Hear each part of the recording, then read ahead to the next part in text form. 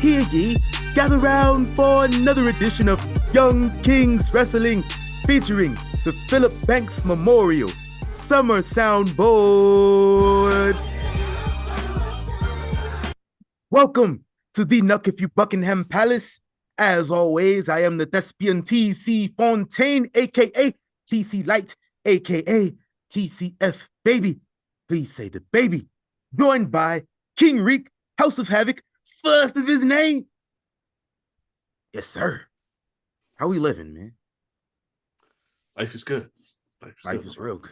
Life is real good. Hey, I'm gonna let Reek do the honors, as he always do. Yeah. We gotta.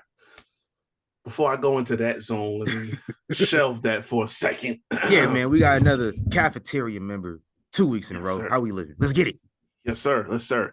We've opened up the palace doors and we would like to welcome the host of the She Lead Showcase, the shaman of She Lead, the sun around which all podcasts must orbit, the hardest working woman in podcasting today, the emancipated Ms. Katie Kinsey Bay. I've been off of that shit for 2 years, almost 3. I had to bring it back, you know. Hey, you know it's how it never goes. over. No, It's never over. That was a dark place in my life. We don't gotta talk about that anymore. Hey, listen. It's okay, we out of it. Listen, you wouldn't be where you are now if it wasn't for that. Yeah. Look at it that way. Fucking crazy. Crazy. You gotta look at it positively. Oh yeah, I guess. Hey, man, Young Kings Wrestling. Reek, we gonna do it this week. Okay. Last week we had a little bit of a delay, but we back on track this week. Let's get it. Young Kings Wrestling is powered by W Energy. Hey, are y'all tired of the crashes and jitters you get from your usual energy drinks? Try W. It's a clean energy drink designed to give you focus without any of the downsides. W has 0 sugar. What? 0 fillers. What? 0 artificial dyes. What? 0 hidden ingredients. What? And unique custom flavors. What? W got unique custom flavors. What? W got unique custom flavors, which sets itself apart from the rest. And listeners of Young Kings Wrestling receive 10% off with the code YK Wrestling. Experience the clean energy of W and hit you that W and subscribe to us on YouTube at YK Wrestling, platforms and merchandise available at YKWrestling.com. Yeah, we back at the Nuck If You Buckingham Palace. Another promo. Yes, sir. Yes, sir. I cutting promos out here. Hey, man, shout outs to air conditioning. For sure. Amen. Yeah. Talking about we hit a record 120 degrees. For real. That's fucking disrespectful. It's very. It felt like it too. That was the messed up part. It felt like I mean, like usually it'd be hot. Like you just like, okay, it's hot, but nah. When it be 20 degrees over than what is usually, you like, hold on, family. Like that's when you got to break out the fat boy towel. Like you walk outside, you involuntarily cooking. That's not cool. That's bro. crazy. Man, I feel bad for the people that are unhoused out here. I hope they finding some shelter somewhere, at least when the sun is out. Yeah, they got a place to go. Shout out to the unhoused people out here.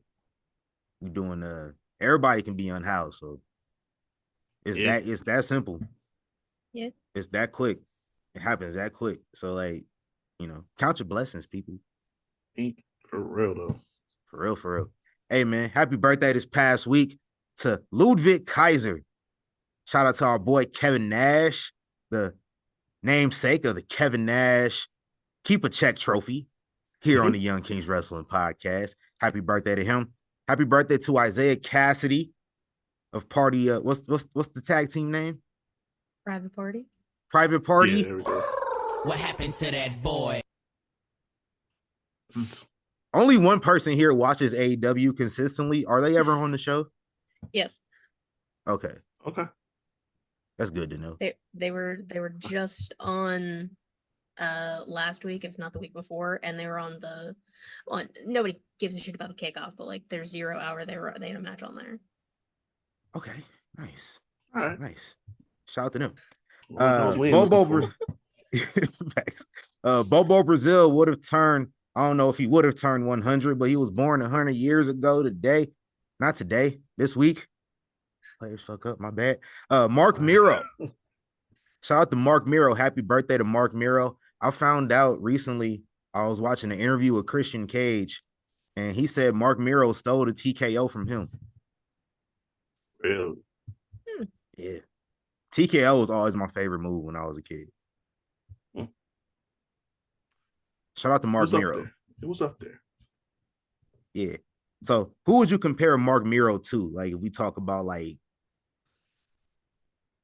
Man, and hold on, let me clarify. If we talking about dudes whose wives are more famous than them, who you comparing Mark Miro to? Ooh. There's somebody that comes to I say mind Tiana right away. Taylor and Iman Shumpert. That's like the present day, probably the best example. Facts. Damn. Shoot.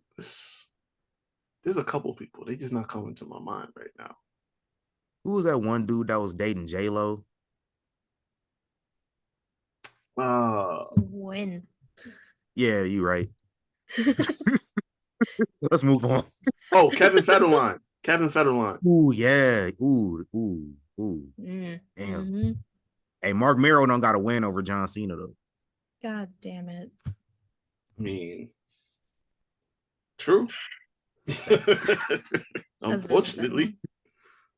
Happy birthday this past week to Shelton Benjamin. Happy birthday to Gilbert.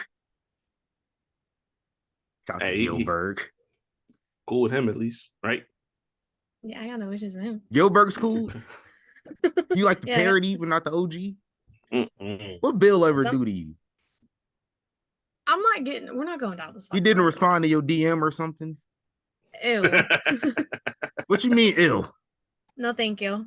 You on tape? Thank you. Shut the fuck up, TC. Can't say no ill. Oh, we see the tape. Highly intoxicated. That's not fair. We got it's all good over here. Yeah, we do got receipts. Fucking rude. Happy birthday to former tag champion and Hall of Famer Butch Reed, the natural, would have turned 70 years old. Tyson Kidd, happy birthday to him. Jeff Cobb, Hurricane Helms, happy birthday to y'all's Intercontinental Champion, not mine, Sami Zayn. I don't think it's y'all's either. No. Nah, hell no. Ain't nobody Intercontinental. Hashtag not my IC champ. Yes, sir. Yes, sir. Happy birthday this past week to Brock Lesnar as well. X-Pac, who's a two-time Hall of Famer.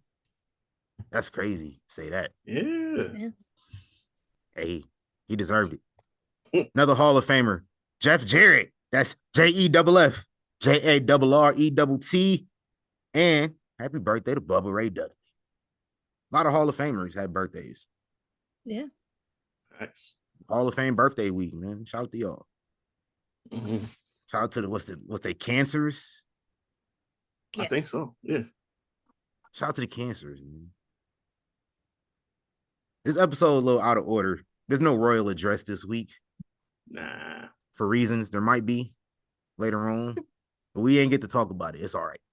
I hope nothing major happened. We recording mad early in the week. Ain't nothing happening. Anything happened today at least? Let me go peruse real quick. Damon. All right, Damon Kemp got released. Yeah, that's right. Yeah. Literally happened a few hours ago. Yeah. Got the cut. unfortunately. Hey, you know what I want to see? Yeah, I I saw always your want to fucking see tweet. everybody versus Josh Alexander. Everybody. Everybody. I need Hey, that. I forgot to mention that yesterday. He was backstage at Money in the Bank. Oh yeah, I heard. And you know what I mean, Mhm. that makes sense. He would be. It's in Canada, Toronto.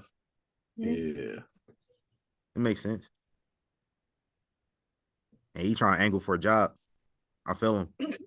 Mm. Hey, make it happen, bro. Go right ahead. I feel him. Yeah, ain't nothing Shout going out to on Damon today. Kemp. Who else do you want to see Damon Kemp face?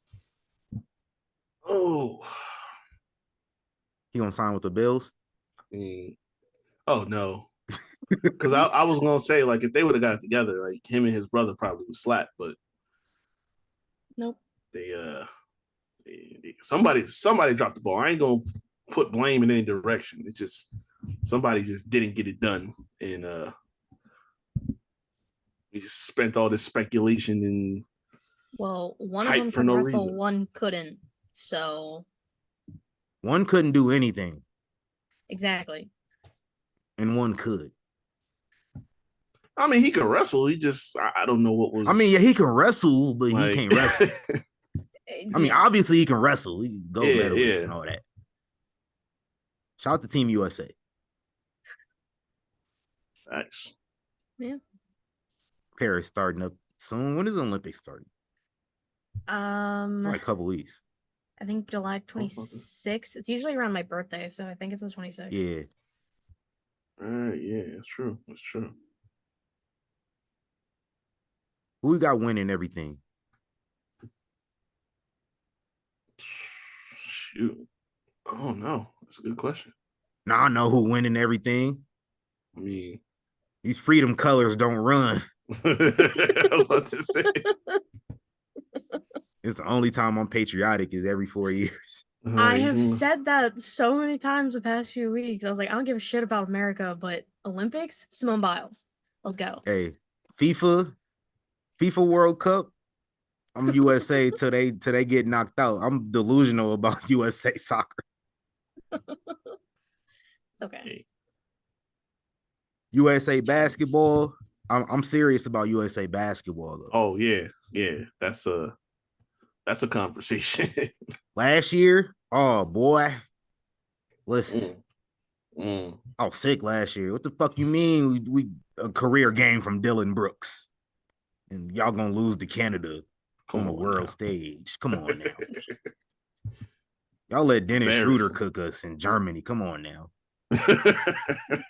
I saw a post yesterday. They said there's nothing scarier than like a C+ NBA player playing for their home country in the Olympics and going off. That's facts. Yeah. I still have nightmares about Carlos Arroyo in 2004. That's what happens. You put Tim Duncan on the USA team and we just trash. Yeah, I take Tim Duncan shots over here. Hey, shout out to Luka. He gonna have a long summer. Ooh, the boy about to get cooked. Boy got bounced twice in what, 2 months? Oh, his country didn't make the Olympics. Yeah, they ain't qualified. Y'all got whack ass teams like Greece making the Olympics and shit. That's crazy. Yeah, and that's what they lost to. They lost to Greece with Giannis and his brother. Damn, y'all let the Nassus beat y'all. Mm-hmm. Okay, he spelled the Nassus without ass.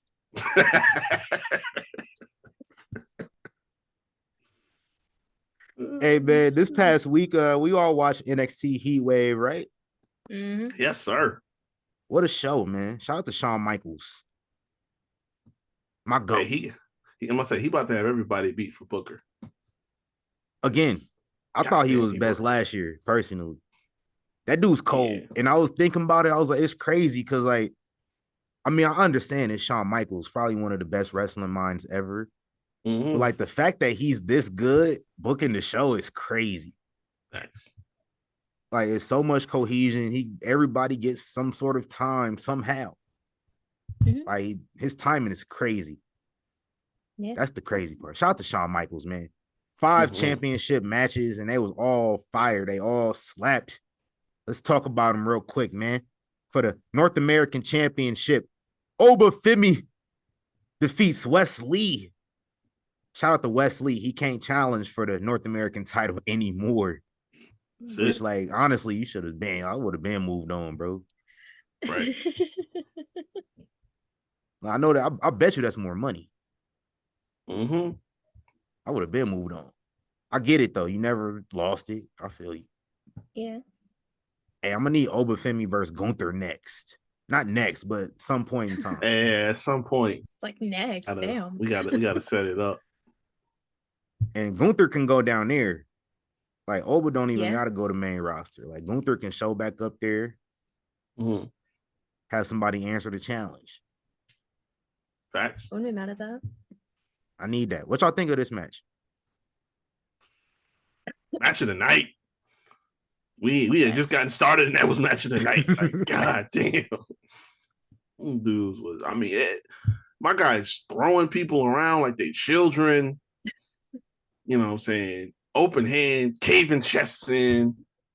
Like, Threw this man in the air like a pizza pie. Right. He really did. And it's like, I was never that big on West, but god damn, he got all the respect from me after that. Because he was telling a story like, damn, I might not be mad if he win this. Like, that's where I was feeling like about 3/4 of the way through. Like, damn. Like, he really making us look like, yo, you can find a way. You can crack the code to beat this giant Negus somehow, some way. But nah, my dude said, not today, my brother. Smash this board. But yeah, I give it to him. This is A plus all the way through. They killed that. Yeah, I mean that's how you start a fucking pay-per-view. PLE, whatever the fuck you want to call it, takeover. It was basically a takeover. Yeah. Like, just It had call them that vibe to takeovers it. again. Yeah. That Like, big arena. All that. yeah. It was so good. Ofemi's a fucking monster. Hearing those chops live, scary as all hell. I don't Yeah. like it. Like, Nah. he's incredible for what he's been able to do so far. And I'm gonna be very intrigued to see how they get the title off of him, because he's got to lose sometime, but it don't got to be anytime soon. Hey, I say have him be double champ and just be like, hey, I don't need this shit no more, man. Man, listen. And nobody can beat me. Just do it, man. Just do that. Hey, I seen a post. It said, dude on Twitter was like, I'm gonna need all the big men to get their ass back in the post. Obafemi to open the door. Cut all that flipping and all that shit out, man. Cut the 3-pointers out. Lead in for the little guys. Get your asses back in the post. Start being big men again. Right. Yeah. Next up, we got the North American Championship, the Women's North American Championship. Kalani Jordan defeats Sol Ruka. And this match was fire, but like, I'm not going, we're not going to say nothing. None of us are going to chime in on this. We're going to allow Reek's boys from the Observer to chime in and say how they felt about the match. Kalani Jordan and Sol Ruka for the Women's North American title. And this was a very, very heavily choreographed gymnastics display that was disguised as a wrestling match or vice versa. And, I mean, the crowd got into it because they just did one crazy flip after another. There were tornillos. There were spots where they just started doing flips and handsprings and, you know, reverse Frankensteiners and acais and running moonsaults. And finally there at the end, Kalani avoided the Soul Snatcher, cradled her for 2, and then gave her a middle rope Frankensteiner and a split-legged moonsault for the pin. So Kalani retains the Women's North American title. Yeah, both of these women have a shot to be real superstars because they are really freaky athletes. They're really great at that. It was an athletic display. It was not a wrestling match. It was almost weird to me to watch it because it's kind of like you never see a match like this in anywhere really. You know, where they're just out there. It's like you're out there trying to just you know, just do. It was like an exhibition. Here's a bunch of cool moves. Yeah, and you know, and the one thing I have to say about it is, like in a sense, when I was watching it, I'm going like, you know, this is not good, but the crowd liked it, and you know, I think the crowd's going to like anything, and the moves were fantastic. I mean, absolutely fantastic. They're great athletes. When they both have more, you know, if they were in with other people, I think that, you know, like experienced people, I think that was maybe the issue, is you had two people with limited experience who are both great gymnasts, and this is what you came up with. If they were in with other people who were experienced at making a wrestling match, that the gymnastics ability of either of them, you know, would really take them a long way. I'm upset. You know, I let that stew for as long as the whole. I had to let it stew the whole time. I had to get to the boiling point. I got you. I think, you know, I went down and I appreciate scrolled. y'all that are still listening for them 2 minutes and sat through that.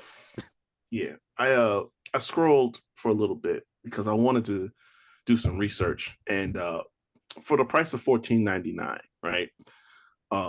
There's a couple things that you can go purchase, right? You can go to any fast food restaurant and get at least one premium menu item, meal, whatever. You can go to the grocery store, you need a couple gallons of milk. You can get the combo pack deodorant and some lotion. You know what I'm saying? Heavy some on toothpaste. Deodorant.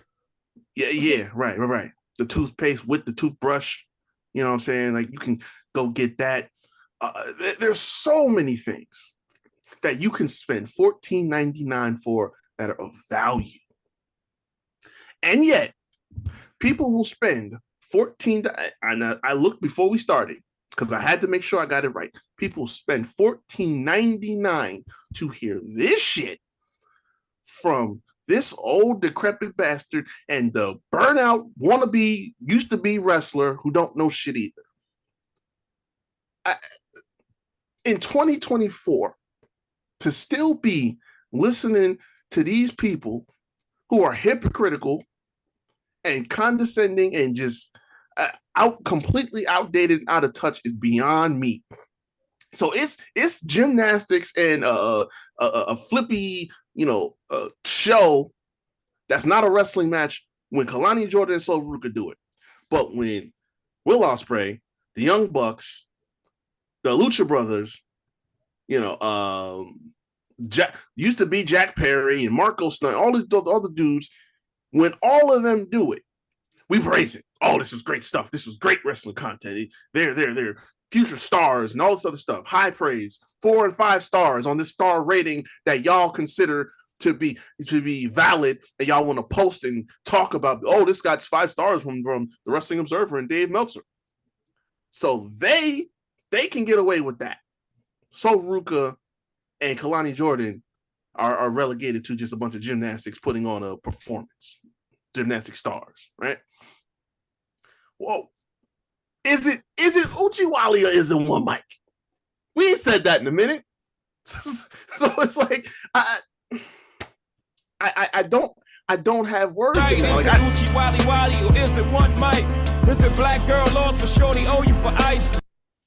Thank you very much. I try not to react to this stuff anymore. I promise you, I do. I try so hard, but it's just like I'm on a mission now. I can't stop until this is over with. I need them erased, not just off the IWC, not just off of the internet, not just off of any type of publications. I need them erased off the planet. They need to be gone. Gone. Get jobs. Get careers. Get something that pays you money that you're not taking from people to lie to them. Find something else, some other career occupation. Go retire. Go into some type of wilderness where nobody can see you or can find you. I don't want to see or hear these people no more. I'm so sick and tired of this shit. This is really ridiculous. This was a good match. This was a damn good match. But two, well, I guess Brian ain't that old, but whatever. This old man and his sidekick over here, and they talk, and someone somewhere is going to listen to this. This is the part that gets me the most. Someone somewhere is going to hear this and say, "Oh, he's got a point. He's totally got a point." And they're going to go back and rewatch it, and they're going to think, "Oh yeah, he's so right. He's so right. He's got 30 years of experience. He knows what he's talking about." It's delusion at its finest. At its finest, its highest point. And for $14.99, y'all sit up there and y'all soak it all in and enjoy it. For some of y'all who aren't even making enough money to get by, you're paying $15 a month for this. You deserve whatever you get in life if you are paying for the Wrestling Observer in 2024 and beyond. I have no mercy for y'all no more. I promise you I don't. That's all I got.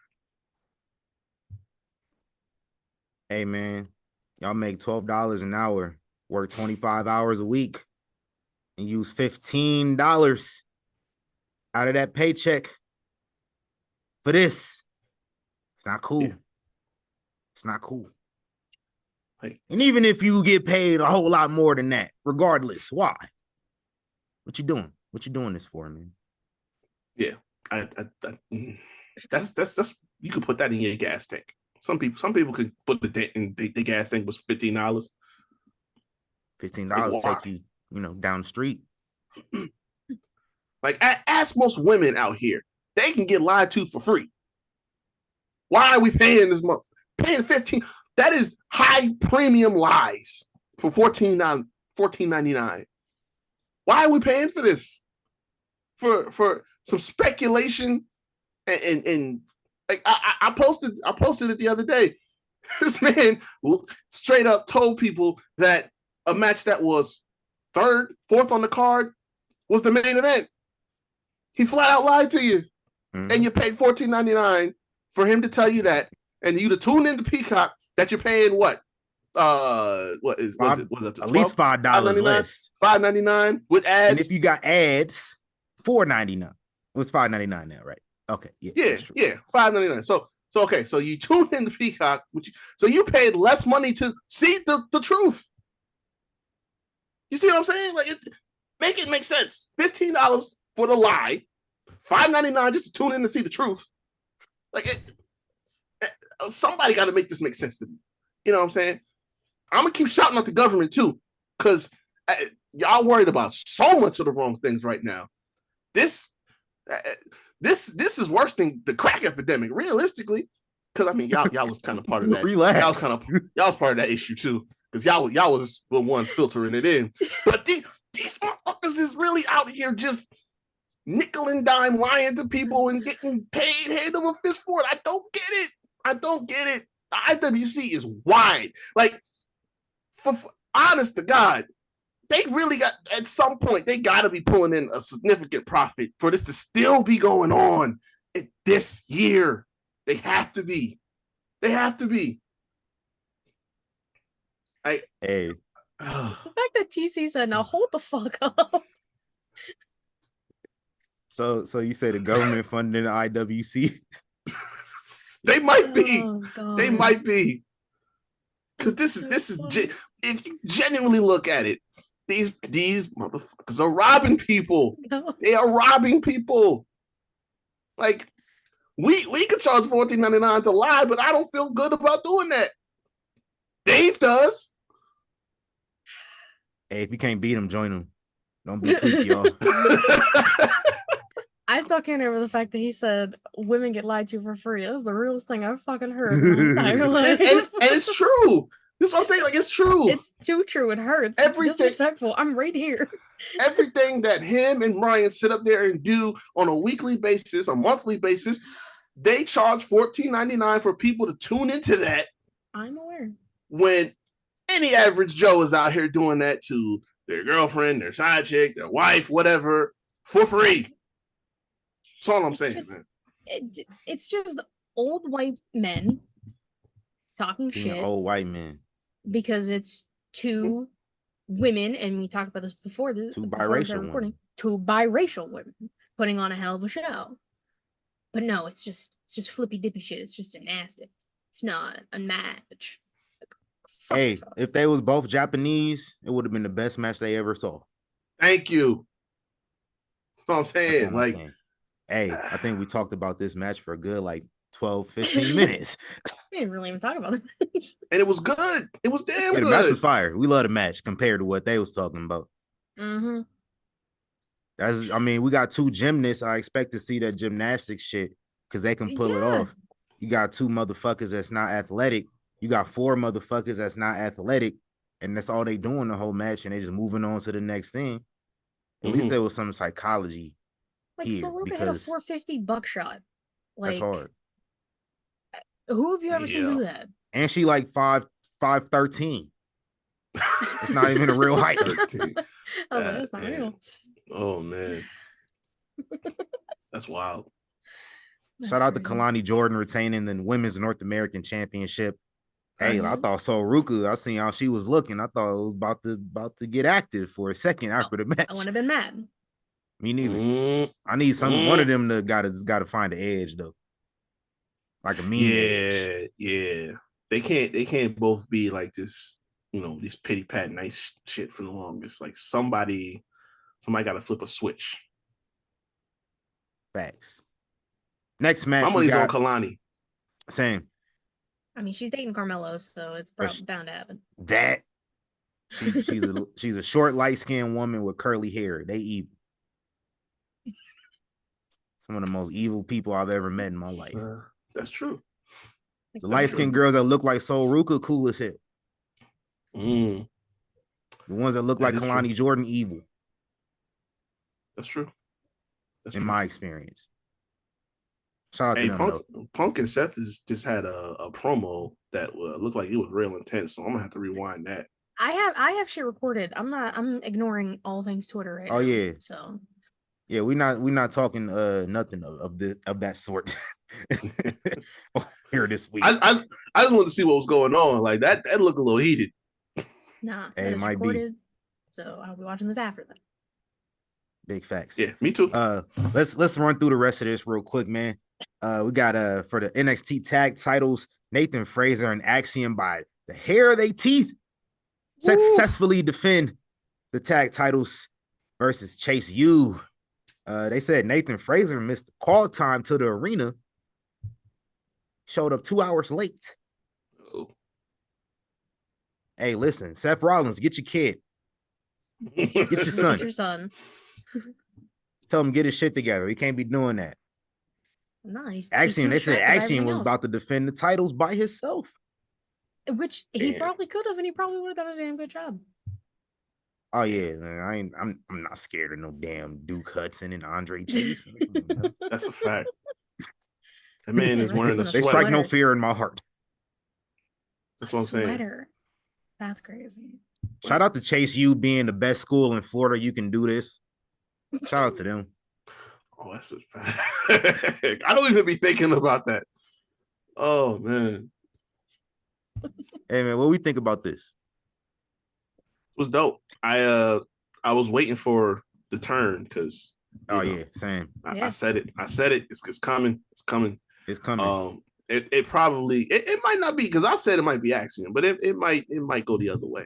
No, I told you it was gonna be Frazer. And it's clearly Frazer. And after he caught that super kick, I was like, oh shit. Yeah, it's gonna happen here. And I'm thinking like, nah, Chase, you gonna win these belts and we're gonna get active tonight. But nah.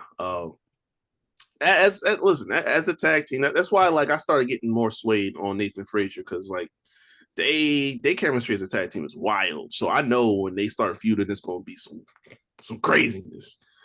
But I mean, this is just keeping Chase U in the conversation basically. Like I don't expect to see them doing this again.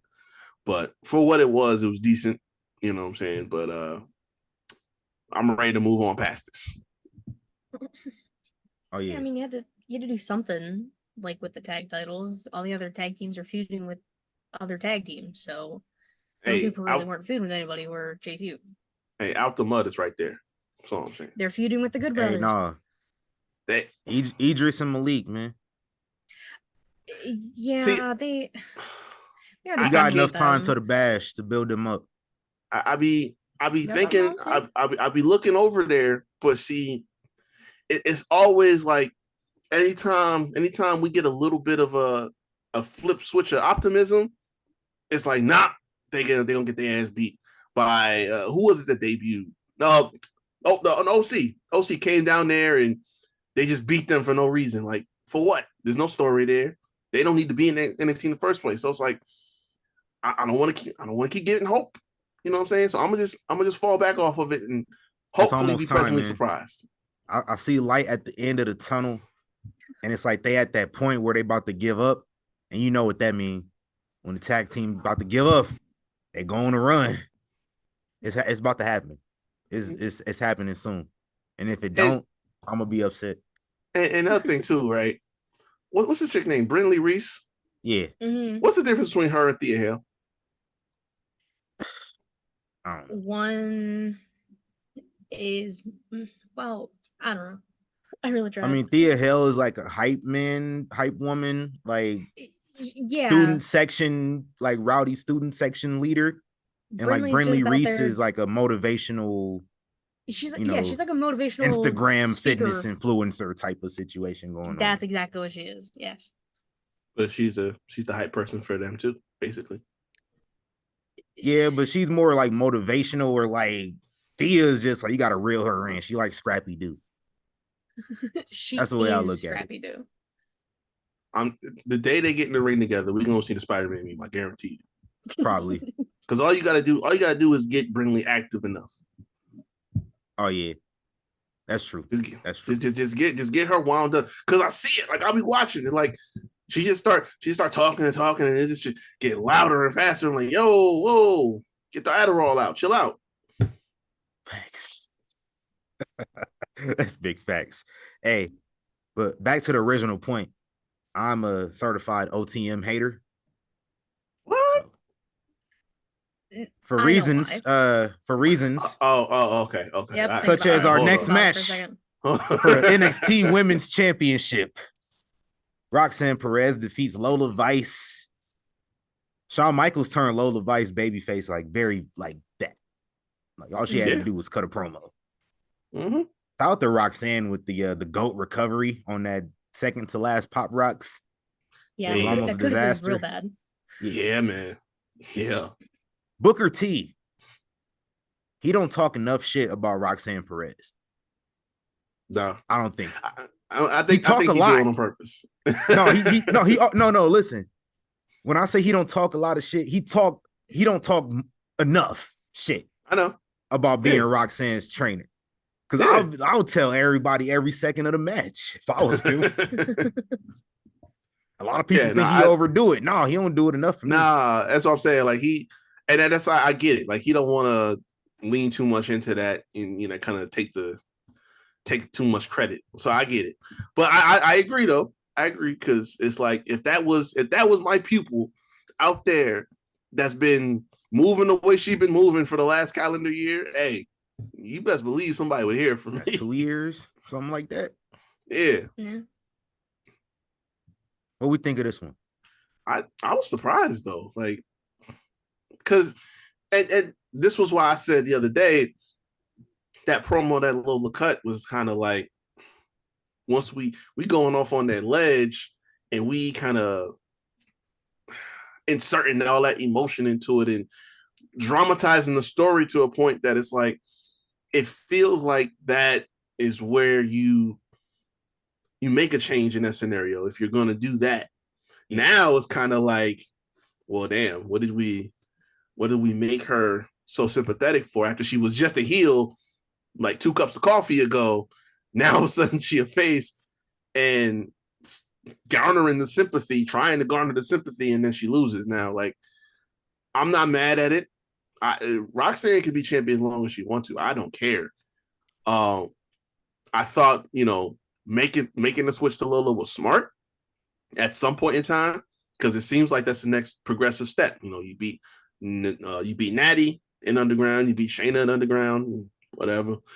But that seemed like the next step. But I mean, look, it still hit. You know what I'm saying? I'm not mad at it. You know what I'm saying? They still did what they do.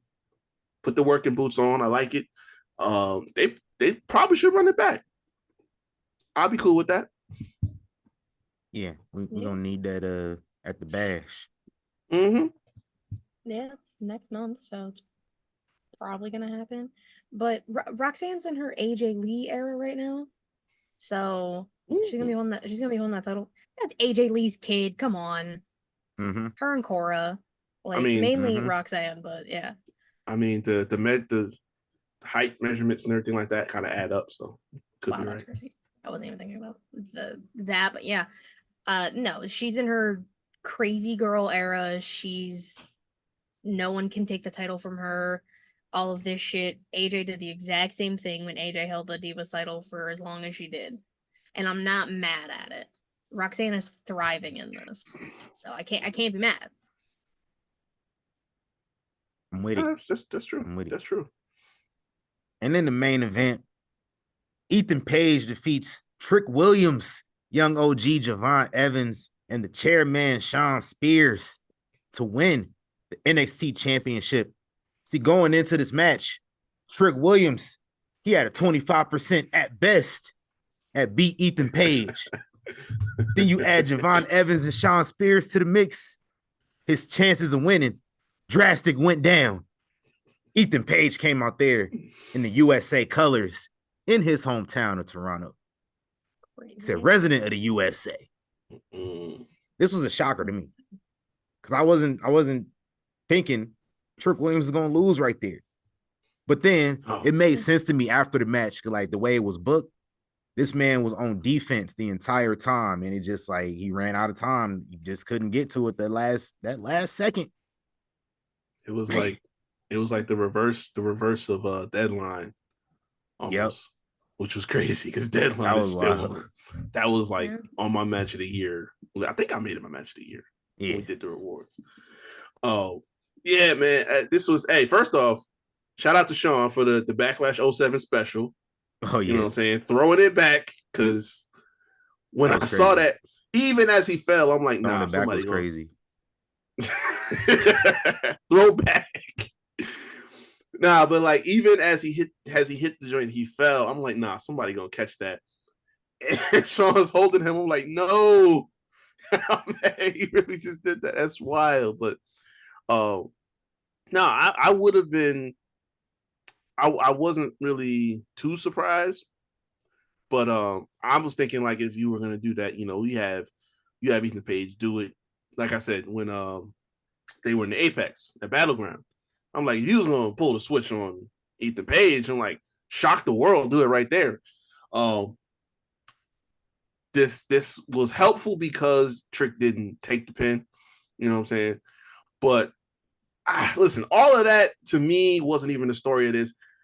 No disrespect to everybody else. This was all about Javon Evans, bro. Like that boy at 20 years, just freshly 20 years old, looked like the biggest star in this whole match. Like I got to a point where I'm like, damn, if he pins somebody and walks away with this belt, I'm not gonna be mad at all. Like that kid got maybe another year before he taking the belt off of somebody. Cause like, damn, there's raw talent and there's just like it factor. He got both. Like, a lot of people talk about how easy Shelton makes it look between the ropes. This kid makes some crazy shit look easy. So like, if we just take this as a springboard, put some rocket fuel in this kid, listen, Trick can go on up to the main roster. He got this. We gonna be fine. We was still going from the window to the wall when he was born. Right. Literally. So, that is a fact. Shout out to the young OG. Hey, Roxanne might have to come up off that Prodigy note. Because big facts. This kid right here, Because she's 22, right? Yes. Yeah, she would. Yeah, nah, yeah, she should be turning 23 soon. Yeah. Because Yeah, she I might. remember she was born after 9/11. So, Right. Yeah, she might have to pass that mantle That's on crazy. because this kid was just a teenager and just like, damn, he cold. facts. Shout out to the young OG. Yes, sir. He Hey. earned that name. One more thing from NXT Heatwave. I think it's about that time. I see an opening. Because I know who, outside of Sami Zayn, outside of Cody, outside of Johnny Gargano, those is wrestlers. Who the number one non-wrestler who I'm a hater of in the WWE, Reek? Oh, damn. Outside of Sammy, Cody. That bald head motherfucker, Adam Pearce. Oh. Gotcha. Adam Pearce on his way out. I see a path. What's up? He gonna keep fucking up. Especially if I keep being loud about it. Then they say they listen to the fans. Listen to me, goddammit. Get Adam Pearce ass up out of here. He just been incompetent the entire time he been in power. This man, what Drew McIntyre said, if he wasn't in the goddamn way, you wouldn't have got hit, you bald bitch. He did say that. I agree. True. If you would have did your job in the first place, none of this would have happened. If you would have restored some order, if you would have got some hair on your balls well before Triple H officially made you general manager, this would have never happened.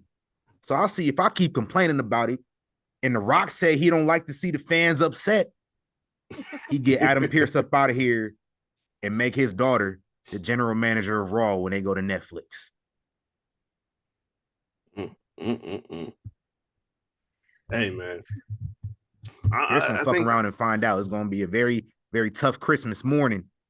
He wake up, he got to tell his wife he no longer the general manager because the final boss said so. That's crazy. You know,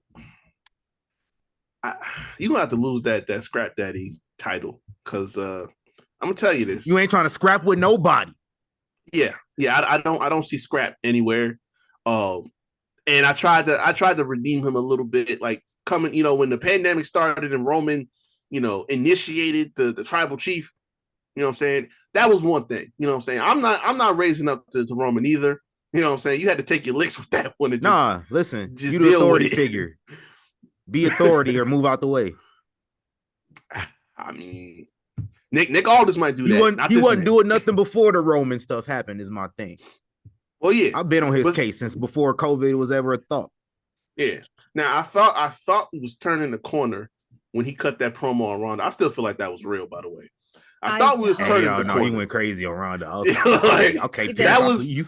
there was some real heat in there when he cut that promo. But I understand. It's like I thought we was turning the corner because we're like, okay, all right, now you got some bass in your voice. I'm starting to feel it. And then we just been regressing the last year and some change, and it's like we right back to basics. You know what I'm saying? Nick Aldis is out here. He's the general manager you can walk all over, and then you got to deal with Nick Aldis, and he's going to hit you back. Yeah, Nick Aldis called the police on you. That's the scariest thing in the world. Well, but like in Drew McIntyre's case, when Drew McIntyre dropped Punk like a sack of potatoes on the top of the ramp, Nick Aldis came out and Nick pushed right back. Like I'm waiting for Nick to get in a ring and fight somebody. Yeah, Nick is not the one. Because the thing is, like, he be giving the look. Like, he don't do much talking. Like, he when Tama and them started pulling up and that accident in the parking lot, he's like, "Hey, Paul, come here." He pulled his ass outside. Like, you see this right here? Like, somebody gonna answer for this right here. Or me, you gonna have another conversation. Like, he had some principal energy out here. Yeah. Thanks. Shout out to Nick. I almost called him Nick Rollins. Nick Aldis. Almost close. You're almost there. Hey, I need to see that. It was Nick Rollins on SVU. If y'all remember that. What's it? Y'all remember Nick and Rollins was a thing? Oh, that's right. Yeah. I mean, they kept teasing it, but we ain't ever pulled the trigger. No, they smashed. They smashed. They definitely smashed. Hey, I didn't see it, so I don't got proof yet. No, they did more than enough to insinuate that. Yep. It happened. Hey, man, shout out to Money in the Bank weekend in Toronto, man. But it ain't over here at the Palace because we had to get the brackets back out again, man. We did a Money in the Bank bracket this time around. We calling it Money Madness. Well, we're just going to focus on the previous decade, the 2010s. We had, I think, the most cash-ins ever, obviously. Yeah. Because that was the only time the Money in the Bank existed for a whole decade, dumbass boy. Say dumb shit sometimes. It's crazy. You're like, oh, we have more cash-ins than the decade they only had 5 years each. God, that's stupid. Anyway, we got 16 choices, man. Of course, 16 choices on our bracket. As always, we're gonna vote the best 2 out of 3. Each round, we're gonna have a rotating order. Who want to go first? I will. Katie? I guess. Okay. First. So we're gonna start off, Katie. We're gonna go first. We got our 16 choices. Let me go ahead and name them off for the best cash in. Starting with our number 1 seed. Surprisingly, we got more votes for this than any other cash in. Dolph Ziggler cashing in on the Raw after WrestleMania. What year was that? 2013. That was WrestleMania 29. Yep. Damn, that was a long ass time ago. Crazy. Number 2 seed, which I'm surprised this wasn't number 1 seed, Seth freaking Rollins, but he was just Seth Rollins back then. He wasn't a freak boy yet. WrestleMania 31. Hey, low key, he was. We just, that was. Oh yeah, he for sure was. Yeah. If you know, you know. Number 3 seed, Seth Rollins' Shield partner, Dean Ambrose, Money in the Bank 2016, live from the T-Mobile Arena in Las Vegas. I wasn't here yet. I didn't go. I wasn't there. I was not synonymous with Las Vegas at the time. Number 4, the first ever women's Money in the Bank, Carmella, SmackDown after WrestleMania 34 in 2018. Yep. Number 5 seed, Bayley, Money in the Bank 2019. Number 6 seed, Randy Orton, SummerSlam 2013. Number 7 seed, Daniel Bryan at Tables, Ladders, Chairs 2011. 8 seed, Alexa Bliss at Money in the Bank 2018. Sheamus, who cashed in at the Survivor Series in 2015. Very, very strategical cash in. That's one of my favorites, actually. I'm surprised we didn't get as many votes for it. I would have definitely put it up there. But we're going to see where it goes, for sure.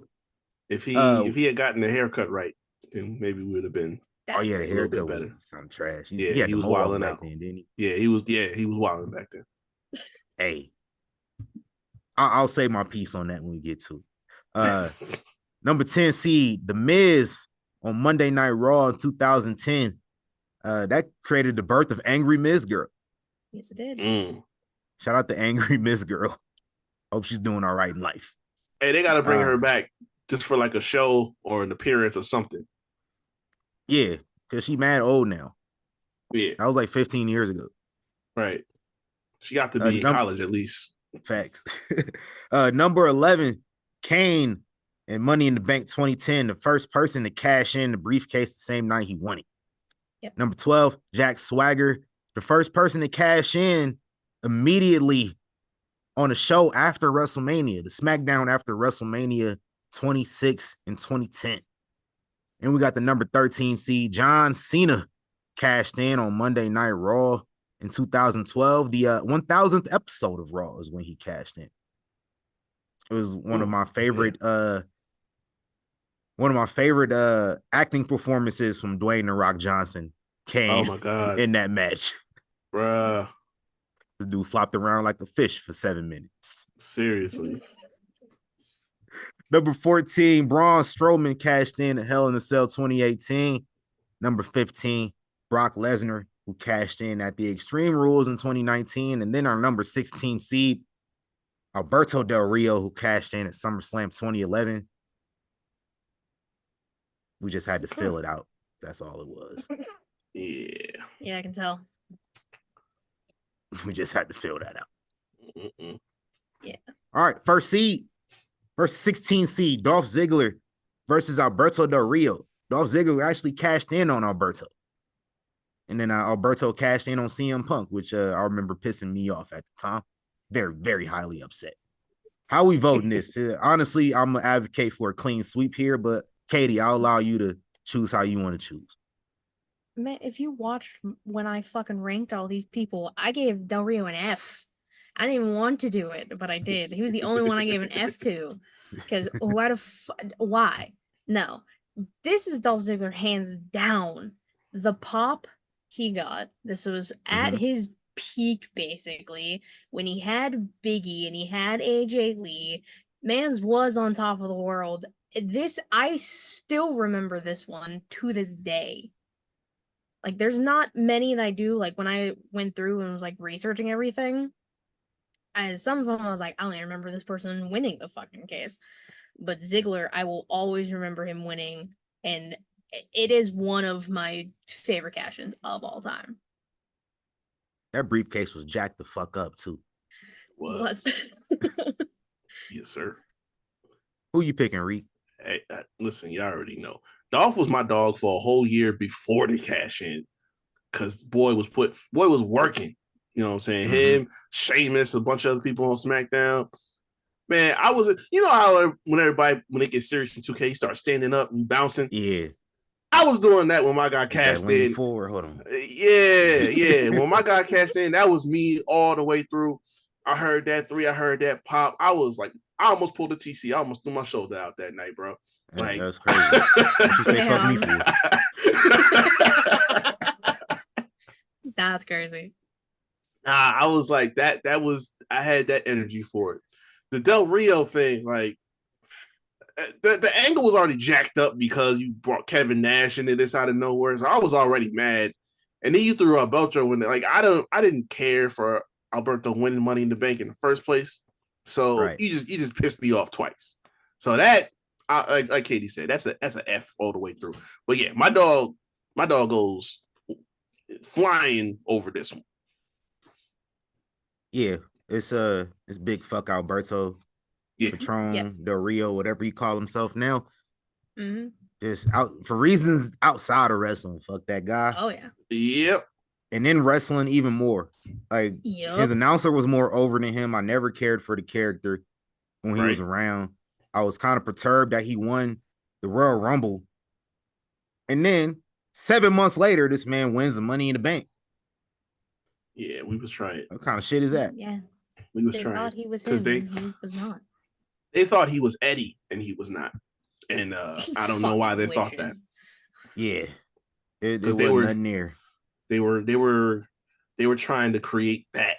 Because I remember his first feud was with Ray. It was in like right that they were smoking. It was right either right before or right after Survivor Series that they brought him in, and they just right into that feud. No. That was a rough time, man. That was a rough period of time. Dolph Ziggler moving on to the next round. Next up, Reek, you going first. We got Seth Rollins cash in at WrestleMania 31 versus Brock Lesnar, who cashed in at Extreme Rules 2019. They cashed in on each other. Yeah. Damn, that is a fact. That's a fact. Yeah, we can just make this simple. This is the only cash in on the list that has a tagline to this very day, almost 10 years later, the heist of the century. You know what I'm saying? Michael Cole, when he wants to, he get in his bag, he come up with some hits. This was one of them. But just the fact that, you know, we was at a potential, we was at a point where we had trouble potentially brewing because of the backlash to Roman and, you know, Brock fatigue. So this was like splitting the baby, finding a way to come up with a positive outcome, because we don't like sending people home unhappy at Mania. So this was that shocker surprise. Oh, they don't? I held in my laugh because I looked at me like TC, but I mean, the people that was there might say a different story. What the fuck?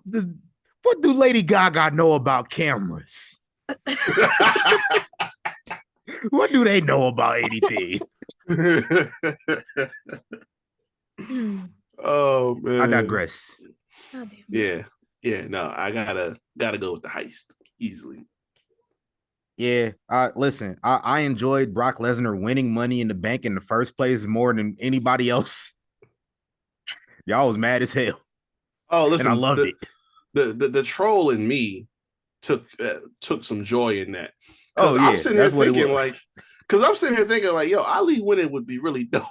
And that man is Hell like, yeah. And I heard that music. I was like, oh, all this the way is the there. seventh dude right here. This is the other competitor right here. I was like, boy, you might as well just get down.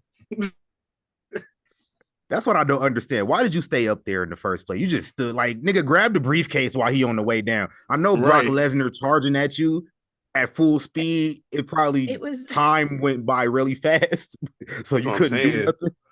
Like your Like, fight or freeze. That Exactly. I'm about to say we all connected. All set up. Yeah, no, that the fight or flight mode was disengaged. My man didn't know what to do. No, he just froze. Which I get it. You would I too. understand. Yeah. But I'm built different. I would have grabbed that briefcase. Right. And ran the fuck up out of here. That's what I'm no saying, celebrations for me. I'm good. And then we got Brock with the briefcase dancing and shit. That shit was cool. Fucking Boombox Yeah. Brock, get out of here. That was a fun time. He spent so much time being serious that we would forget at times that like he could really get into his comedy bag. Oh yeah, he turned it up. Yeah, but man. listen, it ain't beating Seth Rollins. I'm sorry. Nah, ain't no way. As much as I just talked it up just now, even the cash in was fun as fuck too, because like you had who was it? Lacey Evans and Baron Corbin versus Seth and Becky. Yes. Yeah, and then Corbin hit the end of days on Becky, and Seth is just pissed off. And it's just like, can you imagine somebody not even within the legal confines of the match, because this is a mixed tag, so he couldn't even did that legally. You should have disqualified him, honestly, but they didn't. It's plot device. I get it. But like, if a dude attack your wife and you just beat the shit out of him for that, and you just think like, I'm just enraged, and then you find you got to face Brock Lesnar immediately after that. No, thank you. Listen, that's what I think it's an underrated cash in just for that. Y'all hated it because it was Brock, and I understand it. But again, it's not beating Seth. Nah, ain't no way. No, this was the first time that the case got cashed in on at WrestleMania. Heist of the century. No one really expected Seth to do that. And it created a moment. Like, that's what the Money in the Banks are for, is moments. Facts. And this was the biggest. This by the way, this was an S when I ranked this. A few got S's. Seth was one, because how can you not? It was iconic. It was very true. First person to cash in mid-match, all that. A lot of firsts. Yeah, a lot of Seth firsts. Rollins moving on to the next round. Next up, Dean Ambrose versus Braun Strowman. Dean Ambrose cashed in at Money in the Bank 2016 in Las Vegas. Cashed in on Seth Rollins, who just beat Roman Reigns for the belt. So all three members of the Shield held the title within a 5-minute span. Braun Strowman unsuccessfully cashed in. Honestly, Braun, I would have went to the appeals department. I did not lose this match. Braun Strowman did not lose that match. He cashed in. Right. But it is what it is. Technically, the match was a no contest. The match didn't even really start. Yeah. No, because Brock came out and fucked everybody up. Hey, that's a problem. That's really a problem, because I didn't even think of that. That's 2 years running. They went into Hell in a Cell and didn't have a finish to the match. No wonder you had people screaming for AEW after the Fiend and Seth Rollins. Like, how you do that 2 years in a row? Yeah, that was kind of wild. But I'm picking Dean personally. Dean can move on. It happened in Vegas. The moment was fun. The title reign was ass, but the moment itself is what we talking about here. Who y'all got? Katie. It's Dean. It's Dean. Like you said, the moment. All three members of the Shield, which was during this time frame, one of the coolest and best factions around, even after they broke up, because they still had that connection with each other. So having all three members hold the belt in the same night was so cool. And the on-site beef Dean had with Seth was one of my favorite things. Consistently for 2 years, he wanted Seth's head on a spike. So, yeah. And I don't like when people cash in and they don't succeed. So that does not deserve to move over this. True. I got to give it to Dean off the strength of the match that preceded it, because one thing that gets lost in a lot of the different matches and stories we have is the fact that Seth and Roman have never failed to cook, and they're still not finished. They got unfinished beef from 2 years ago, because that was a no finish at the Rumble, so they still got to finish this. But this was like that match that said, okay, Roman knows who he is now, Seth knows who he is now, and we get in here and we just light this shit up. And Seth beat him clean as a whistle, only for this cash in to now happen. Right. So, I mean, just off the strength of that alone, like, because I wasn't listening. Dean Ambrose is my redheaded stepchild out of this group. It's just the facts. But in that moment, you know, like I said, for it to be, you know, from Roman to Seth to Dean, that was dope. So that's an easy pass for me. Big facts. Katie, you on deck next. You going first. Carmella cashing in on the SmackDown after WrestleMania 34 versus John Cena, who cashed in on Raw 1000. Who we got? Unsuccessfully cashed in. He did unsuccessfully cash in. Did not lose, though. He did not lose, but was the first to unsuccessfully cash in his Money in the Bank, which kind of hurt when I talk about it, because I'm a John Cena girl through and through. But no, Carmella, history maker, first to win the case, held the case the longest. One of few women to not cash in night of or the next night, because that was a trend for the women, basically. Almost every single woman besides Mella and Io and technically Asuka, I've fought mad about that, because you know that whole thing. Asuka don't count.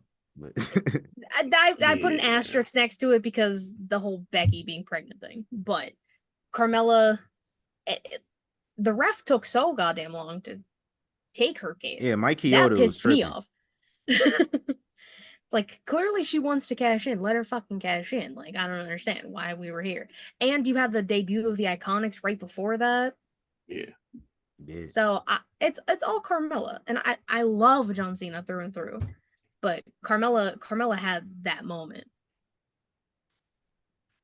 Yeah, this is a whole different conversation if Cena had pulled this off successfully, even with the interference. Like, if you just make the switch, then we can have a different talk about this. But Cena never needed to be a Money in the Bank winner in the first place. This was, I guess, just a mechanism to get the rivalry going. I never thought that Carmella was actually going to get that push. So it was one of those rare moments where I just taken my eyes off of it for a little bit, because, you know, Charlotte had just had that banger with Asuka, and with the Iconics pulling up, I'm like, okay, all right, it was good TV. I don't know who unplugged that ref's controller. He was just on mute mode. But yeah, he was like delaying the moment for so long. Sure. It's like, damn, bro. Like, yeah, nigga, I'm sure. It's like, you're gonna get to a point where Charlotte gonna be up and she gonna get her way out of this, and then we all gonna be mad. But no, it was good business. I liked it. It's gotta get the nod. I can't go against John Cena. It don't matter, but I can't go against John Cena. That's my pick. Carmella moving on. I'm not going against John Cena. If anyone gets it, I get it. But I'm going. He wasn't successful. So I'll tell you what though. He didn't lose though. The man has too many manners now. Because if John would have cashed in like a cold motherfucker and just like a real nigga took that, and just took that, then we flipping the whole thing. We going the other direction. But he wanted to have manners. He wanted to be distinguished and say, "Hey, I'm challenging you on this day." He wasn't the first one to do that, though. RVD did the same damn thing too, John. But that was different because RVD knew that, goddamn it, I make the rules and we can do whatever. If these crowds want to come in here from the Hammerstein Ballroom and jump you, and I pin you after that, that's what's going to happen. Kind of what happened. Right. Next up, man, Reek. Started off, we got Bailey versus Jack Swagger. We don't have to take time. Yeah. At all. You know what time it is. You know what time it is. I will advocate a little bit for Jack. You know, he sucked, but the moment it was hype. He got really the only pop he ever got in his career was this, because it happened to Chris Jericho. Chris Jericho was on his bullshit. Edge wasn't fucking with it. That's what happened. This loses twofold. One, because I never liked Jack. I never liked his gimmick, his character. He liked the villain from Incredibles all grown up. Like he's just a goofy looking motherfucker through and through. Syndrome. I never got down with that. Yes, that Syndrome all grown up. Just a goofy motherfucker Jack all the way Swagger. Swagger. And then he beat Jericho when Jericho was in the midst of his greatest work of his career as the world champion. Like, that's twofold. You lost twice for me. Wasn't the greatest work of his career. That run he had as the dude, the suit wearing dude, the slow, the menacing promo, stuff like that. That was when he had the match with Shawn for the belt. That was a couple years before that, though. Oh wait, no, I'm wrong. That was 2 years before. My bad. Oh, so you're lying. Okay. All right. Oh, so he's capping. Yeah, I got that. Okay. This was 2010, but still, he was still in that the trivia king. You got it. But he was still in that gimmick, though. He was still in that gimmick. So yeah. I'm like, listen, he was doing that. That was when I was like, okay, I'm pro Jericho at this moment. But nah, that's twice he lost for me. Bailey was easy because it's like, listen, at that point in time, you know, we weren't sure which direction we was gonna go with Bailey. Like, she had a Raw Women's title run, you know what I'm saying, but it was like shaky. So it was one of those things that we needed a reboot. We needed to kind of like get a boost going. This was that boost. Yeah. And I think it was like a month after this when she had lost the title. She won the title at that night. She cashed in that night, but she lost at Hell in a Cell. She lost at Hell in a Cell, and then we got the heel turn. Back so like 5 days later, I was there. Yeah, exactly, in Vegas. So like that was the start of Bailey taking off finally. So yeah, catalyst. Slow burn heel turn too. It started right there at Money in the Bank. She was feeling compromised, and then she was just like, "Man, fuck it, I'm gonna move on and do all this other shit." Shout out to Bailey. I'm gonna start this one off, man. Randy Orton cashing in SummerSlam 2013, the start of the Authority versus Kane, who was the first person to cash in at the Money in the Bank actual like pay-per-view. The first person to cash in the night they won it. And this man was out for vengeance. And I think he didn't even think of cashing in until he was just like, oh, wait, I got this briefcase, huh? Like, if y'all remember, I don't know if y'all remember. I've for some reason, I've watched this show twice in the last 3 months. But this was around the time Undertaker was out and somebody had, killed the Undertaker. And Kane was like looking for who killed his brother. And he just hunting down the whole roster on SmackDown. He out here terrorizing Rey Mysterio, who's a world champion. He's out here, got this beef with Jack Swagger. And, Jack Swagger just feeling no remorse about the Undertaker. So everybody thinking Jack Swagger did it, but he's really red herring. Y'all remember the pup named Scooby-Doo. He's red herring. So Rey Mysterio and Jack Swagger, they fighting for the world title at Money in the Bank. Rey Mysterio wins. He retains. Jack Swagger started attacking Rey Mysterio afterwards. Kane ain't having none of that. He's like, get this nigga out of here. You killed my brother. You out here on some bullshit. Because Kane and Rey was kind of, cool. Kane figured Rey didn't have nothing to do with it. So he was kind of cool with Rey. This nigga Kane came right back out there with the briefcase after he chased Jack Swagger away. It was like, let me get that Playboy. It still wasn't better than Randy Orton, though, is my point. Randy Orton started something that was major that lasted for a year and a half ish. It didn't even last that long, honestly, the Authority. Or Randy at least. But the actual Authority, it lasted a couple years. Yeah. Yeah. It was a good time. Started Daniel Bryan's whole thing. Right. Mm-hmm. I was kind of sick when I was watching. I was like, damn, they did my Daniel Bryan beats John Cena clean and then gets Yeah. cashed in on. Triple H is the ref in this match. Yep. Counts to 3. It was like, damn, my John Cena done lost. There's always a plan B, as they say. Big facts. Yeah. How we voting, Katie? Go ahead, Reed. Yeah. No, go ahead. It's Randy. Like, we talked about this in the chat because I was like, I'm pretty sure this is the one where he cashed in on Bryan and Triple H was there. Because I remember being so excited for Bryan and Cena because they even talked about it on fucking Total Divas or Total Bellas, whichever fucking show it was. And because it was cool because it was both the Bellas mans and it was a thing. And then Daniel Bryan really just had shit luck because Randy's a Viper for a fucking reason. Obviously, he's gonna strike when you're down. And Triple H, it was perfectly set up, especially with all like the fucking confetti and everything. Rude. It was rude, but it was smart. But like it's Kane. I don't give a fuck about Kane.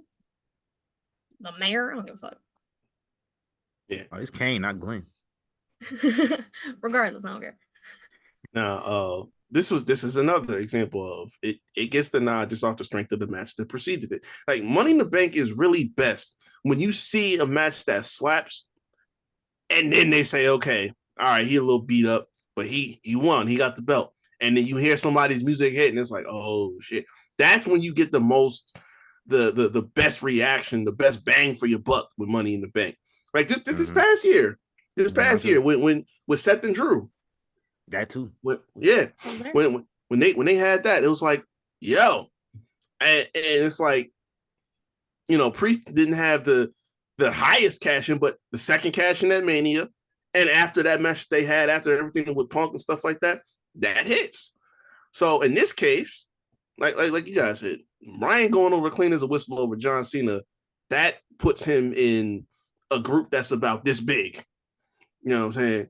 So that got confetti coming down, Triple H going back to what he does best. You know what I'm saying? And then his protege from Evolution, the guy he brought up and groomed to be the next guy, that really truthfully was him officially coronating Randy as the guy at the face of the company, like he said he was going to do almost 10 years prior, truthfully. So that was his moment to do that, and he used Money in the Bank to do it. I agree. Yep. Whose turn is it next? Katie? I don't lost track. Yeah, Katie. Yeah. Okay. Daniel Bryan versus The Miz. Daniel Bryan cashed in on the Big Show, TLC 2011. Mark Henry, he cashed in on Mark Henry before, and then it just like they reversed it.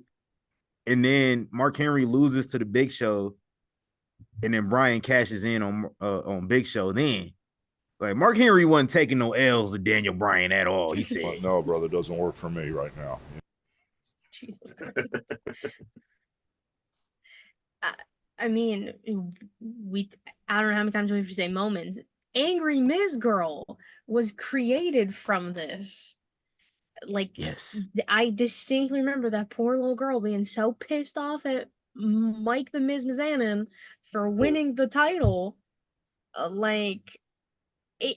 He also cashed in on like a wounded Randy, I'm pretty sure. Yeah.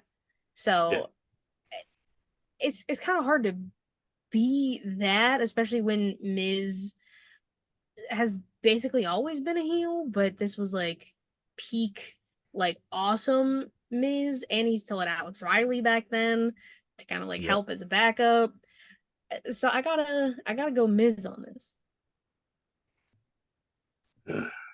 I typically wouldn't vote for something that pissed me off so bad in the moment, but she's right. Like, the reaction of this alone was just like, If you would have told me in 2005 when he first started that this weirdo hype mohawk, hoorah chanting motherfucker was gonna be the champ one day, I'd have been like, yo, I'm not watching this shit no more. I'm just gonna take the expressway out of here. But they pulled that trigger. They did that over Randy. You know what I'm saying? Daniel Bryan, and in most cases I would have gone with him, but that was just kind of just validation because everyone outside of WWE that was a fan of indie wrestling, they already acknowledged this dude was the best as it was. So this was kind of taking a long road to get to a result that they felt was validation. This thing is probably out of everyone on this list, this is the least likely from debut to up to this point to ever win a championship, a world championship. So shock value alone gets that vote. Yeah, Daniel Bryan, listen, like if you would have told me both of these guys, like if you would have told me around 2008 that both of these guys would have won a world championship, I would have been like, what? Yeah. But like Daniel Bryan, I don't remember anything that he did as champion outside of him losing the title in 18 seconds. I was just gonna say, was it that? Yeah, that's all I remember. The Miz, on the other hand, main event at WrestleMania. He did. Beat John Cena at WrestleMania. Doesn't and like this it, cash in. Yeah, he don't remember that at all. It was crazy. But I remember I was off, freshman year, just freshly graduated. I wasn't at home. I was in the dorms, and I was watching Monday Night Raw in my room, and I popped like crazy. I needed something that made me pop. I wasn't having a good time out there. Got homesick like crazy. So like that brought me joy in that moment. I was just like, man, that was crazy. I was not expecting this to happen during my, scheduled viewing of Monday Night Raw every week. Shout out to the Miz. I was one of the few genuine Miz fans at that time before he even won it. I wasn't dick riding like Michael Cole, but I was a big Miz fan. Oh my God. The Miz is moving on. Listen, there's no drama in this bracket whatsoever, guys. Nah. I will say there was one thing Daniel Bryan did, and this was really what kind of turned me around. I was on his side after this. He survived that steel cage against Big Show and Mark Henry. And I think it was at the Rumble. Oh yeah. I'm like, I don't know how you getting out of this shit, but he got out of it. Did. I'm like, hey, I gotta give him that. Godzilla and Kong coming at you at the same time. Like, big facts. Next up, Reek started off, man. Alexa Bliss cashing in at Money in the Bank 2018 versus Sheamus cashed in at Survivor Series 2015. Got surprisingly a lot of votes for Alexa Bliss. I was not expecting. She got a little higher seed than a lot of these others. Yeah. It's actually kind of tough, low key. No, it ain't. I'm going Alexa. It was just,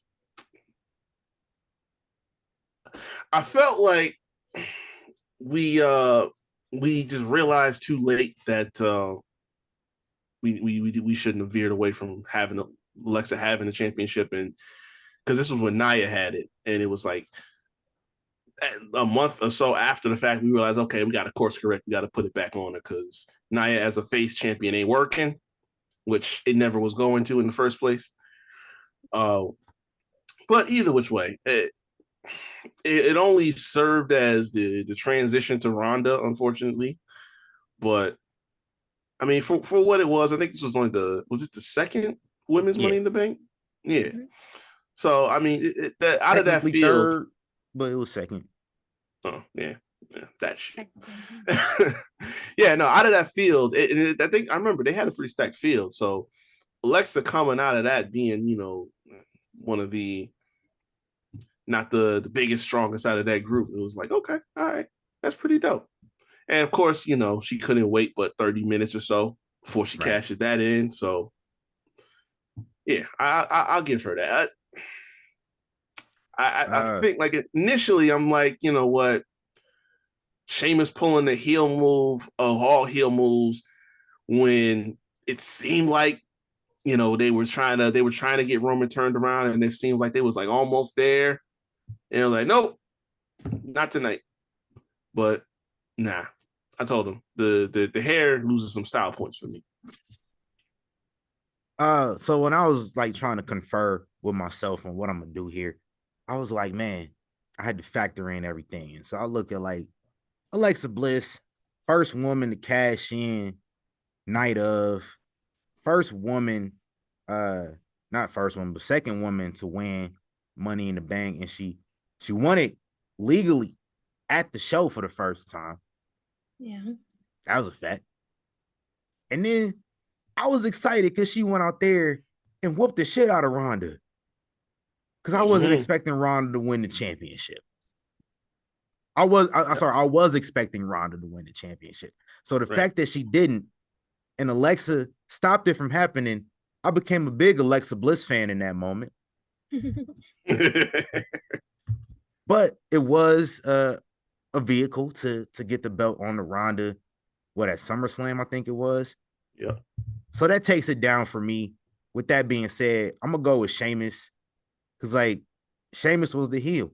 I don't think Sheamus had a whole bunch of, big fan base like that. But the fact that Sheamus cashed in on Roman almost immediately when Roman went through the gurney, the gauntlet, whatever it's called. Yeah. He went through the gauntlet, finished the tournament, like the Deadly Games tournament. It was almost the same thing, like his cousin went. Basically. And it was just snatched away from him. Those are the best type of Money in the Bank moments when like somebody finally get it and it's just taken away. Yep. I'm moving on with Sheamus, but Katie is the one who got the tiebreaker. Finally, we got a damn tiebreaker in this shit. Yeah. I think I know where Katie gonna go though. Oh, we both know I'm where going Katie's Alexa going. Bliss. I'm going Alexa. She's going for the same reasons that you went. Just because a certain somebody got their coronation on pause. So I think that's enough. That's she enough. Also lost to her too. That don't take it down. No, because we're not. Nia wouldn't have lost. We're not talking about the aftermath. Alexa Bliss came out there with her briefcase, a chair, and a dream, and she said, "I'm making this shit happen." And she made it happen. She beat the shit out of everybody with that fucking chair. Little Miss Bliss, 5 Feet of Fury, the goddess, Alexa Bliss. I can't. It's women, and it's Money in the Bank. Come on. Fair. That's fair. Yeah. That's fair. Damn, this is a long ass episode. Let's get through the rest of these, like brief through these. Now that we said our piece about all these, we just move. Okay, we could do that. I'm next up. I'm gonna start off Dolph Ziggler versus Alexa Bliss. I'm gonna just get Alexa the fuck up out of here. Yeah, I mean, I talk about this shit, but Dolph was so good. It's kind of hard to, it's kind of hard to pass. As long as we clear about that, because yeah, because I love me some Alexa too, but that's my dog. I'm sorry. Facts. I get it. It's fair. Hey, it's Dolph. Yes, sir. Yes, sir. That was real easy. Katie. Yes. Between Mr. Seth Rollins and The Miz, 2 great moments. You got to choose one of them. Choosing the one that caught me off the most was Seth Rollins. Heist of the century. It's really hard to beat that. I'm sorry. Yeah, and it's not going to, because I'm going with Miz. I'm gonna still roll with The Miz here, just sentimental reasons. But if those sentimental reasons did not exist, I would have voted Seth Rollins. Yeah, it's like tagline, bro. It's tagline. You gotta go, Seth. See, we can go back 4 years ago on this show. This man didn't like taglines. Now all of a sudden, taglines matter. That's for a moment, not a pay-per-view. That pay-per-view was a moment. It was the greatest wrestling match ever. Hey, I'm gonna watch that this week, and I'm gonna report back about whether. Oh yeah, I'm about to check that out too.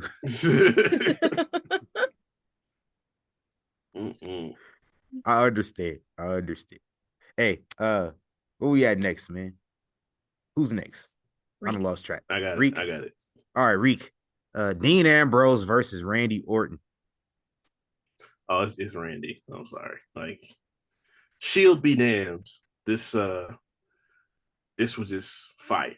And using the metric that I've been using, it's like it's tough, but I'm gonna always go with Randy Orton over Dean Ambrose. I'm sorry. I do want to point Not out the sorry. butterfly effect here, though. I want to point out the butterfly effect. Dean Ambrose cash in does not happen without Randy Orton. There's no Seth Rollins in the Authority if there's no Authority. Damn. There's no Authority getting Seth Rollins to turn on his brothers if there's no Authority when Randy Orton cashed in the first place. Honestly, John Cena is to blame for all of this. Hey, yo, what the fuck?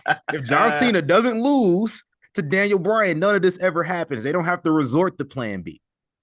There's no Authority if John Cena doesn't lose cleanly to Daniel Bryan at SummerSlam. I mean, who's to say that Randy don't just cash in on him? I mean, he could have, but then Randy was the plan B. You don't need the plan B when the plan A is good. You don't need to resort to plan B, but you keep it in the tuck just in case. That's all I'm saying. With that being said, Randy Orton. Okay. I mean, I was still just gonna vote Dean because Shield. So, but I respect both. I never thought about the butterfly effect until now. So Yeah, that I never thought about it either until I was looking at it. I was like, oh wait. You said, wait a minute, connecting dots. Yeah. Hey, what Drake say? I just made the whole connection.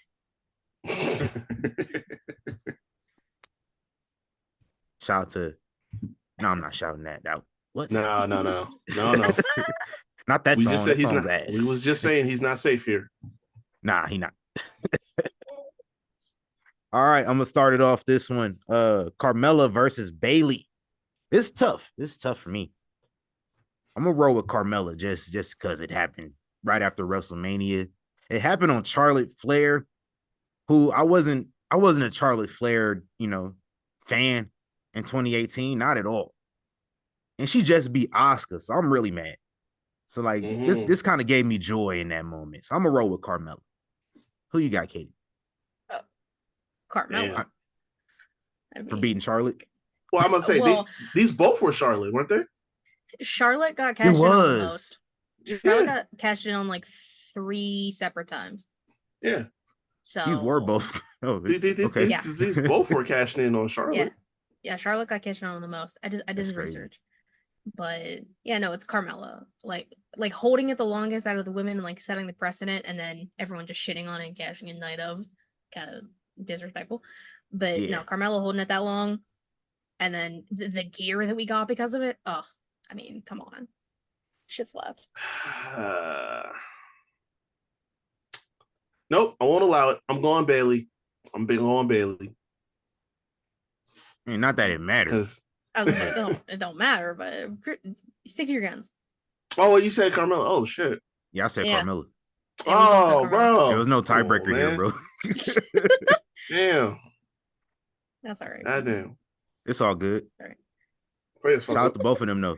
Shout out to both of them, though. Now we've reached the final 4, finally. Shit. Dolph Ziggler, Seth Rollins, Carmella, Randy Orton. Solid double. It's going to be fun. It's going to be fun. Mm. I done lost track of who's going first again. Who's going I think first? I do. Yes, sir. Yeah.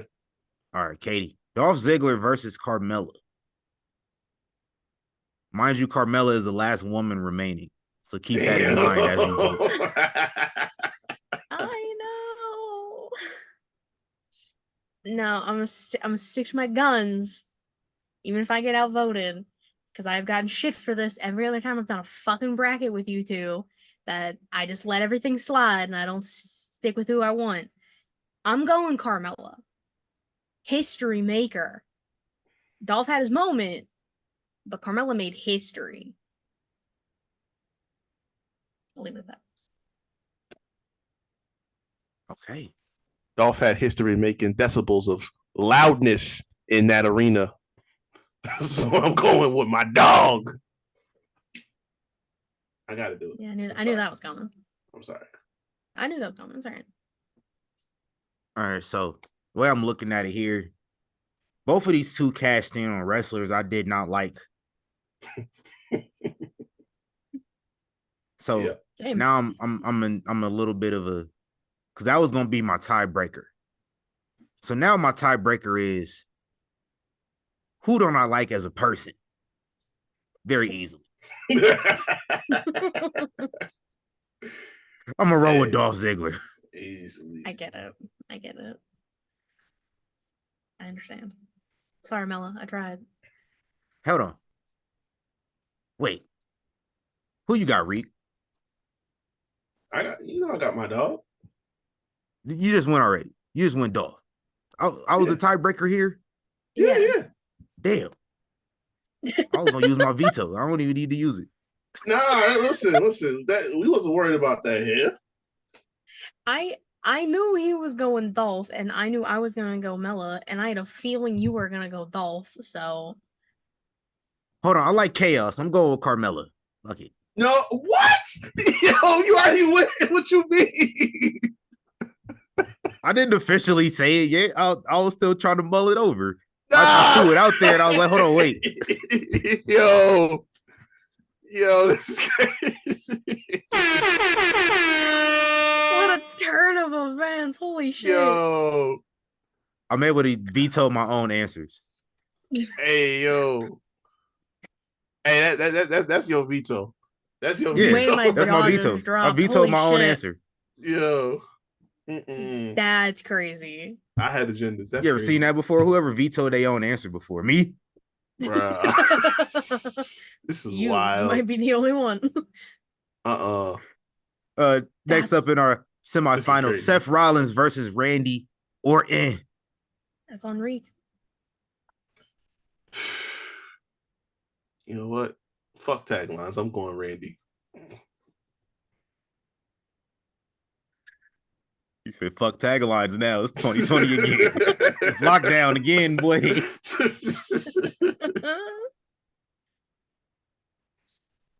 Switch it up. That's how it's going down. That's crazy. You know what? He said fuck taglines. I'm all about the taglines. Hence me defending the greatest wrestling match ever. But again, that butterfly effect plays into this. There is no heist of the century without Randy Orton cashing it. Seth Rollins does not join the Authority because there's no authority if Randy Orton did not cash in. Therefore, there's no reason for Randy or Seth rather to cash in at WrestleMania. Seth doesn't lose to Randy Orton earlier in the night and feel he has to redeem himself. Randy Orton. Let's go to the finals, baby. Mm-hmm. Okay, well, my vote was gonna be Seth Rollins, but you out here pulling butterfly effects and shit. We needed some drama in this, man. We can't just have the obvious two best go on to the finals. Come on now. When you just vetoed your own answer a second ago, I'm pretty sure that was chaos. It's crazy. Yeah, you got that interesting part at the end of this thing, man. So, it's an evil world we live in. A little bit. All right, man.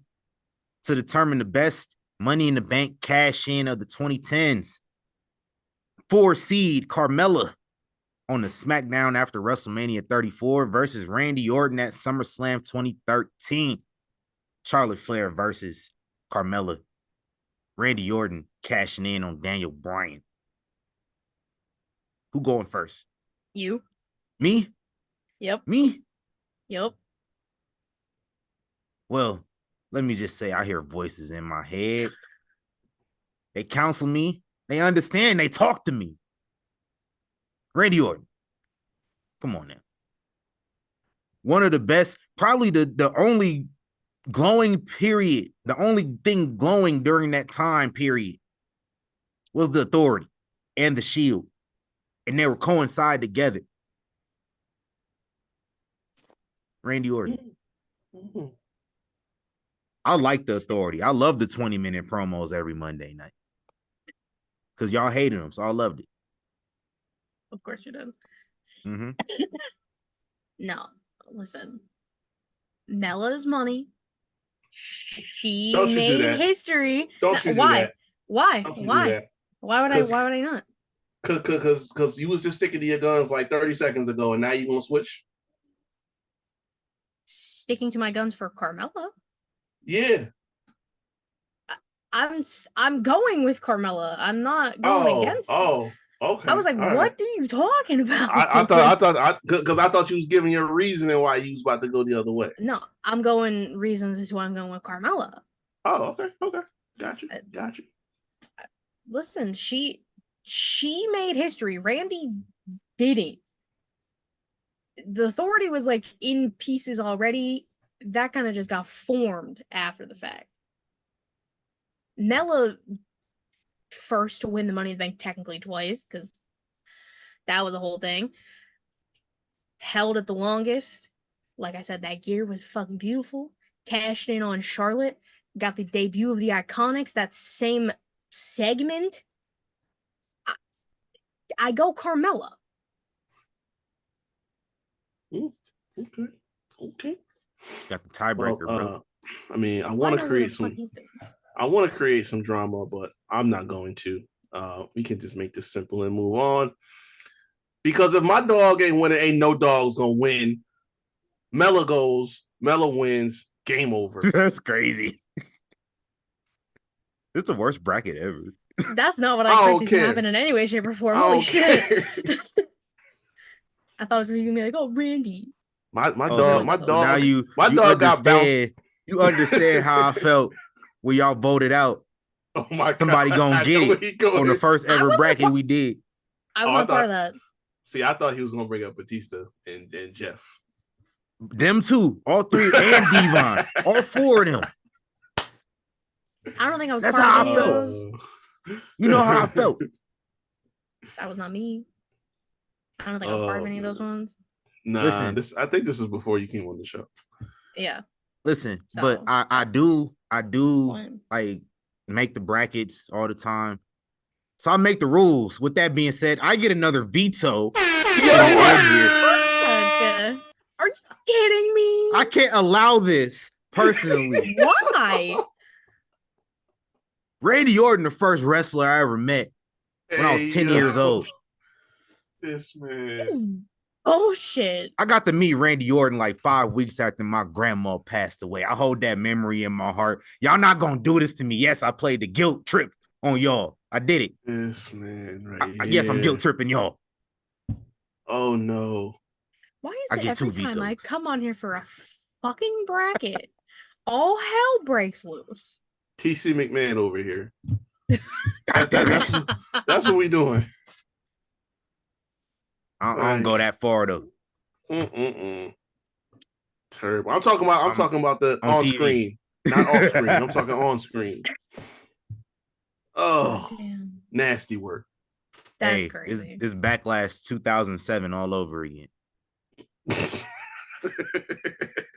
Hey, we talk about all the Backlash 2007 callbacks around here. That's crazy. Terrible. I'll play fair next time we do a bracket, guys. I promise. Will you? I will. You sure? It's on the record. It's on record. Okay. It's on record. Crazy thing is, Matt was supposed to be here and not me, so I'm very curious how this would have turned out if it would have been Matt. It would have been Alexa instead of Carmella, probably. Probably. Yeah. Same result. I'm positive. Great. Probably would have gave myself a few vetoes there. A few. Hey, it's all for fun, guys. I'm sorry if I felt like you guys felt like your time was wasted. I'm just in shock. Look, there's no rules here, man. We have fun. Hope y'all had fun too. I appreciate y'all for listening, especially y'all that listened past that little soundbite we played earlier in the show. Yeah, you really played that whole fucking thing too. Yeah, I played all 2 minutes of it. That's crazy.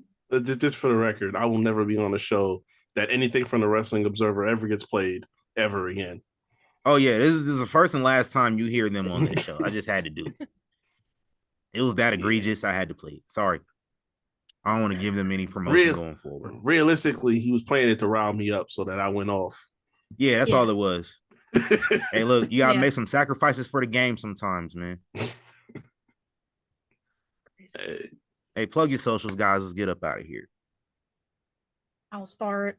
You can follow me on Twitter, KatieRasson13, link to I'm about to take all things She Leads Showcase, twitch.tv/She Leads Showcase, and youtube.com/She Leads Showcase, typically Thursday, 6 p.m. Eastern-ish. I'm always on Smack and Raw with Matt. We just did Getting Offed, Katie's Horror Showcase 4, where you made me watch Children of the Corn 4. Don't watch movies if you don't have to. But we do that every 2 weeks. Next episode of that's going to be the Hannibal series. So the first 3 movies of those. Yeah. Oh, and then I've done a whole fucking ranking system of all the Money in the Bank winners, and that's on the YouTube. So you can see how I rank people because they're all on there. From start to go finish? check that out. I did starting with Edge, ending with Priest and who the fuck is one for the women? EO. Yeah, EO. Yeah, I did them all. Yeah, go check that out, man. Where can they find that again? YouTube.com/She Showcase. Yurt. Yes, sir. All right, and y'all can find me everywhere at Recover24. If you like sports, movies, and TV talk, the Havoc Hour, it's all the content from the last 4 years up everywhere where you can find Young Kings Wrestling as well. Anchor, Spotify, Google Podcasts. The video version's up on YouTube, so you can check all that out now. And I am the thespian TC Fontaine. Follow me on Instagram, tc.fontaine. Go check out my photography at foyflix.com. And go ahead, check out Young Kings Wrestling on social media everywhere at YK Wrestling. Go to ykwrestling.com for links to all the platforms you can listen and the merchandise. And subscribe to us on YouTube at YK Wrestling. Gotta get them them watch hours up, man. Yes, sir. Mm-hmm. You know how I go. Hey, some of them videos doing numbers. Oh yeah. That last one. They didn't like that. Nah, it's okay though. I ain't never seen so many dislikes in my whole career. Hey, I'm not here to make y'all happy. I'm here to tell we y'all the truth. We had to say what we had to say. Yeah, I get it. We said what we had to say. No malice towards the subject at hand. We do like him. We do appreciate him and the hard work he does. We just wish he had a little bit more representation, Mr. H. Thanks. I get it. That's all. Hey, you know how we always do. Man. Sometimes you got to be the bad guy to get where you want to go. Yeah, big facts. Listen, I'd rather do that than kiss these bookers' asses out here like everybody else do on their YouTube and podcasts. Ain't no way. Even some wrestlers be kissing ass. Mm-hmm. Like every time I log on Twitter, I just gotta feast my eyes on somebody dick riding a booker out here. Y'all catch that? Yeah. Yep. Oh yeah. Just to make sure somebody caught that. Yeah. The second you said it, I'm like, yep. All right. As soon as you started saying it, I was like, yo, okay. Hey, I stand on business out of that. I stand on business about any promoter I talk about. TK can rest in piss till the end of his days. That's tough. To say that on here. We got sponsors, bro. Damn. Hey, that ain't even the worst thing I said. Everything I said on that tirade was worse than I just said right there. Yeah. Nah, yeah.